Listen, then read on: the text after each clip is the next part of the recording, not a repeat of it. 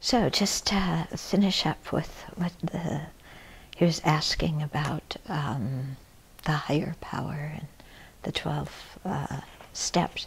He said, essentially, I'm asking whether the word God can be changed to Dharma in the above list and still be in line with Buddhist teachings, or would this be a wrong track to go down in terms of my understanding of what Buddhist Dharma is? I think that's fine, yeah.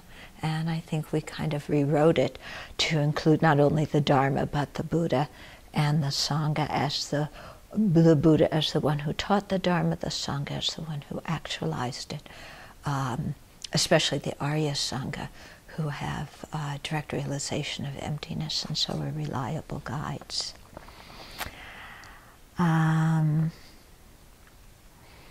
Okay, he's been doing the Chenrezig practice, and he says in the sadhana, with the white light coming down from Chenrezig into us, we're getting rid of karmic imprints and so forth with the white light that comes from Chenrezig. So again, here it's, you know, when we're doing these kind of visualizations, we're dealing very much with symbolism, yeah? And the visualizations are helping us to gain certain mental states.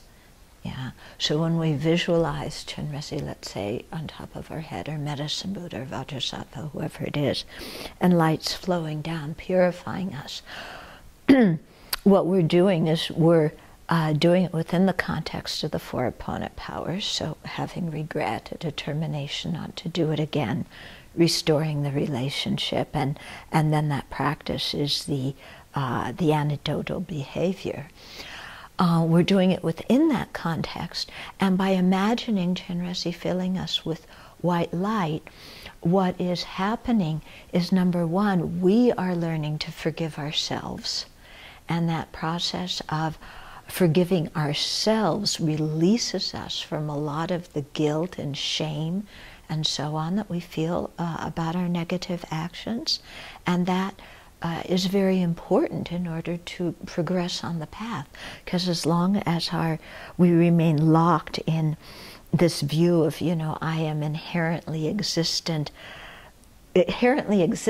contaminated, you know, and unworthy and defiled, and I've done these actions and they are now me, as long as we retain that outlook on ourself, it becomes very difficult to practice the Dharma, because there's no mental space for us to conceive of ourselves being any different. So that visualization helps us relieve that mental state. Also, that visualization helps us think about Chenrezig's wonderful qualities.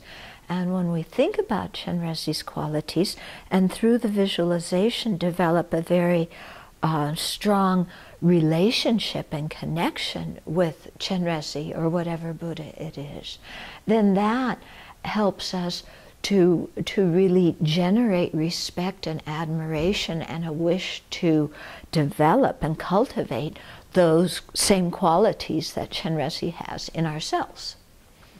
Okay? So you know, it's not like an external Chenrezig is coming and, you know, saying, I now forgive you, my child. Okay? Even though sometimes the prayers may make it sound like that. It's actually a whole psychological process of our connecting with Chenrezig and connecting with our own potential inside of ourselves, so that we can release what needs to be released and cultivate what needs to be cultivated. Okay? So as you do these practices, you know, the practices themselves trigger you to think, well, how is this really working? And what am I really doing? You know, in other words, when we do these practices, we aren't just plugging ourselves into a formula of, well, it said, say 100,000, so blah, blah, blah, blah, blah, blah, blah, I say 100,000. No, it's challenging us to really deepen our understanding of how the path works, you know, and what is the Dharma that we're trying to actualize, and how do we go about doing it?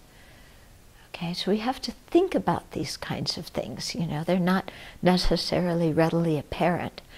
And I'm giving you much more explanation than my teachers gave me. Okay? So, it seems that the idea is, one, we can get to enlightenment on our own, or two, rely on the Buddha or our teachers doing it for us, are both wrong. Yeah. In other words, relying on one or the other doesn't work. Yeah. But what we need is a combination of the awakening activities of the Buddhas and listening to the teachings and our own effort to think about the teachings and practice them. So we need that combination. So he says, it seems that it's a partnership between ourselves and the higher power that is the Buddha, Chenrezig, and so forth. Is this a correct understanding? Got it. Okay.